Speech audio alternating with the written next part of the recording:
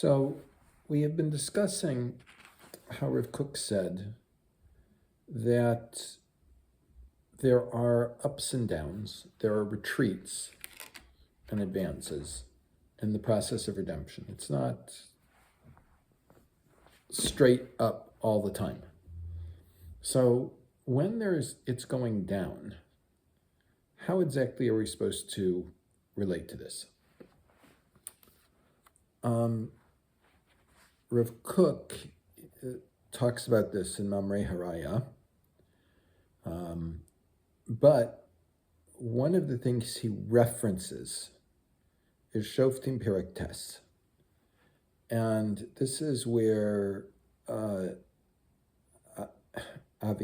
ben Yerubbaal convinces the people of Shechem to make him a king over them because he's their brother, and they give him money, and he takes the money and hires a bunch of low-life thugs to go with him, and he goes to his father's house where he has 70 brothers, and he kills all of them except for one, Yotam, the youngest. And Yotam, the youngest, comes out and says this famous parable of the trees. And let us say that Avimelech's rule is not so great. There are a series of wars, civil wars that he's involved in. And eventually God takes his revenge on the evilness of this. This is, as I said, in Shoftim Perek Tes. So it doesn't look like that is a very good time, a time of much spiritual or physical development at all. So that is something that the Rav Kook assumed that you knew. So we will start looking at מאמרי הראי. לא בפעם הראשונה, פוגשים אנו בדברי ימינו מצב איום ומדולדל במובן החמרי. This is not the first time that we have met in the history of our people, a situation where there is a lowering of standards, physical standards, בייחוד במובן הרוחני, and especially with spiritual standards and spiritual development. מצב שהיה צריך להביא לידי התמרמרות של יאוש. It is a situation that could bring one to bitterness and giving of hope. אבל אנו איננו נפחדים, but we are not afraid. איננו נואשים כל ירידה. We are not,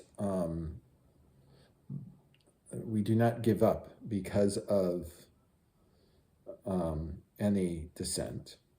בטוחים אנו כי we are sure that נצח ישראל לא ישקר ולא ינחם, pasuk from Shmuel Aleph, that the eternal one of Israel does not lie and does not slumber. Ume'ofel mamshich or Yeshua Yizrach, and from the darkness and shadow, the light of salvation will shine. When we come in our studies to the period of the Shoftim, בייחוד לתקופה של אבימלך ben Yerubbaal, specifically to the period of Avimelech ben Yerubbaal, as I told the story before we started. Savul, V'Ga'al, these are characters in it. V'Anshe Shechem, and the people of Shechem. V'Anu margishim et dildul החמרי והרוחני של האומה. As we feel the descent, this physical and spiritual descent of the nation then.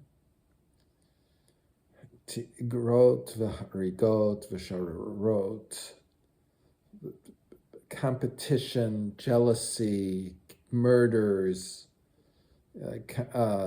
political maneuvering, botzrim karnim ve'osei hilulim b'batei elalehem.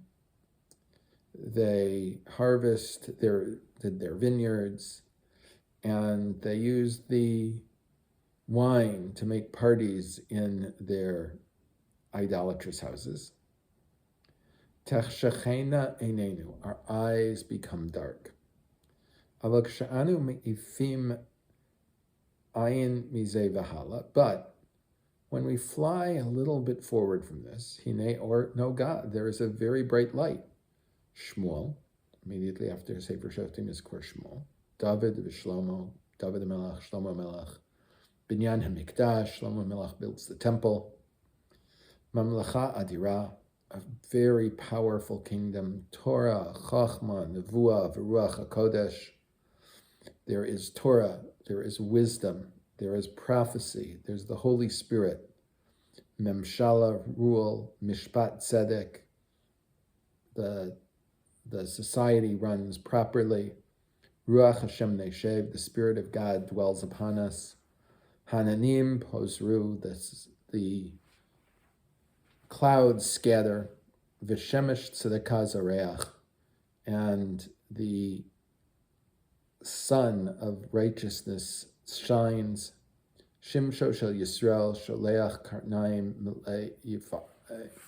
The Son of Israel, the brightness of Israel, sends out beams that are full of grandeur and beauty. The main thing that Rav Kook is pointing to, that Am Yisrael should not give up no matter what the situation is like. Even when the missiles are flying and there are warnings sounding that you have to go to your sheltered area, doesn't matter. That shouldn't change our historic outlook. Because the unique nature of the Jewish people is eternal. The nature of the Jewish people, the unique, special, holy, set aside, pure nature of the Jewish people is like the sun. Sometimes it's possible that you can't see the sun because there are clouds covering it, right?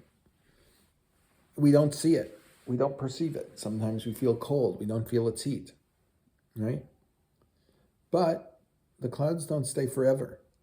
And then the sun returns, right? And it's revealed to us again.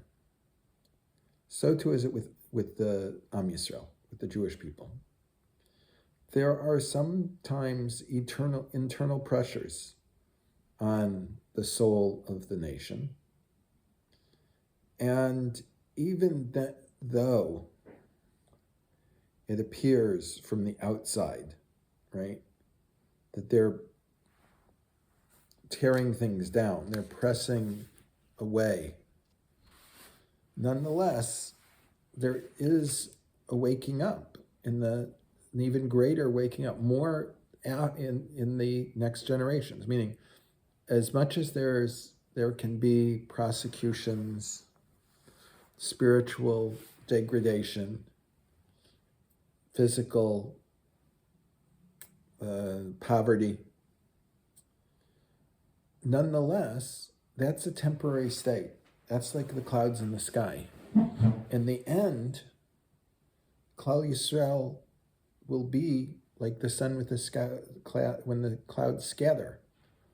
And therefore, we have to be aware of it. It may seem like the clouds are there for a long time, the spiritual clouds surrounding us, or the physical pressure that is placed upon the state of Israel, the people of Israel in Israel. Missiles flying, rockets, missiles flying from the north, flying from the east, whatever. It's not a permanent thing. It may seem like it's ongoing for a long time, but in the end, it will pass. Once the first signs of Geula are seen, 160 years ago or so, the Navi says in Yeshayahu, Ha'ani ashbir v'lo olid, Yomar Hashem, Im ani hamolid ve'atzarti, Amar Elokaich. Do I bring the woman to the birthing stool and not make her give birth, says God? Do I start the birthing process and stop it, says your God? Rashi says on this, Ha'im ashbir velo olid. Will it be that I will bring to the birthing stool and not give birth? Ha'im aviyat isha al hamashber. Will I bring the woman onto her birthing stool? V'lo aftach rama lahotzi ubra, and not open her womb to bring out her fetus, for her to give birth to a baby. Kolomar, that is to say, Shema atchil b'davar v'lo ochal legomra. Is it that I have the ability to start something, but I can't finish it? Rashi's saying, if God decides that this is the time that the Geula is supposed to come and he starts the process of redemption, he of course has the power to carry it through. When you look at these words, the first message that you get here, right, is that once the process of redemption begins, it doesn't stop. HaKadosh Baruch Hu will not stop it. The deeds of God are not random, right? It goes onto a purpose, it's with a plan. And HaKadosh Baruch Hu guarantees us that once he starts this process, he will finish it. The words that the Navi is using, comparing the redemption of Israel to a woman giving birth, Chavlei Leida, and also the Midrash calls it Chavlei Mashiach, the birth pangs of Mashiach. There are many things that can be said about this. Chavlei Leida, birth pangs, are very painful. When a woman has birth pangs, it feels like she can be dying. So I've been told, never experienced it myself.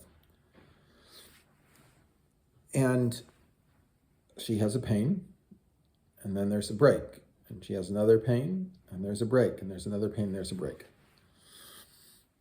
So too are Chavlei Mashiach. There are stages. There are difficult times, and there are easier times.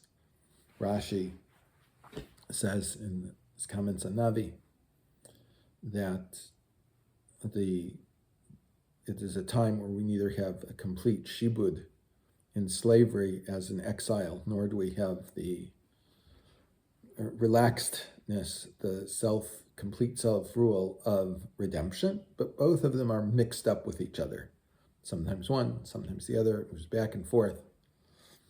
And as a woman's birth pangs progress, they get worse and worse.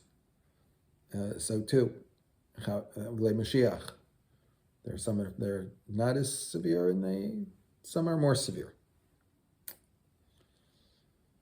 There is an interesting debate among the Amoraim.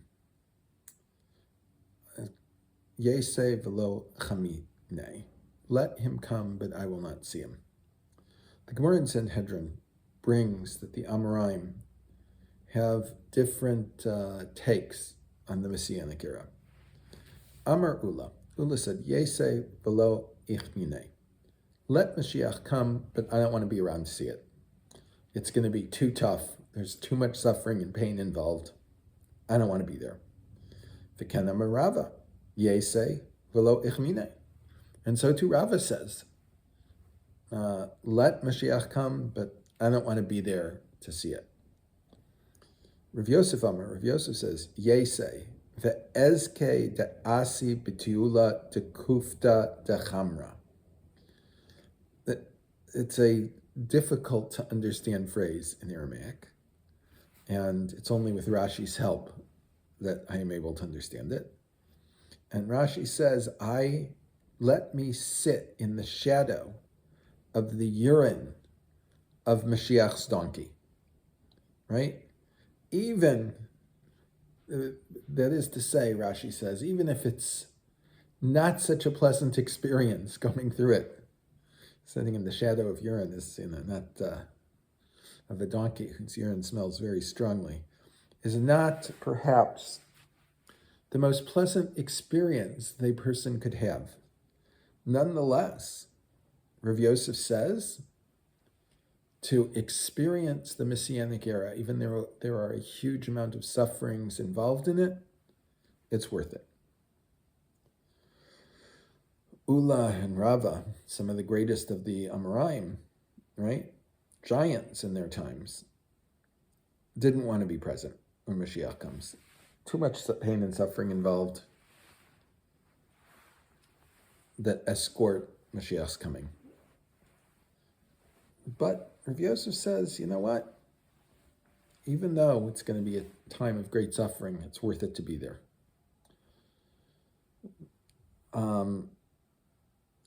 He saw that even if he had to sit in the shadow of the urine of Mashiach's donkey, nonetheless, it would be very much worthwhile to be present at Biasagol at the time when the Redeemer comes. The donkey, of course, chamor, represents chumriyut, physicality, right? That as the pangs of Mashiach come, people turn more and more to their physical demands and less caring about their spiritual growth. This is a reality. Many people not long ago thought about that we would have a situation here at Israel where it's in the 30s. In terms of the history of the Jewish people, it's not a long time. For many people, they think about it, it's a long time.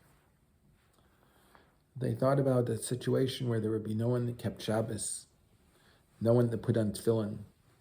As someone that earned his PhD at Hebrew University at the time said to Rav Druckman, "Chashavnu sh'anu dor acharon shel manichei tefillin." We thought we would be the last generation of whoever put on tefillin. Right? These are painful situations to be in. Right? Nonetheless, what sprouts from them is even greater. And the greater thing that sprouts from it yields to a later challenge and greater pain. Right?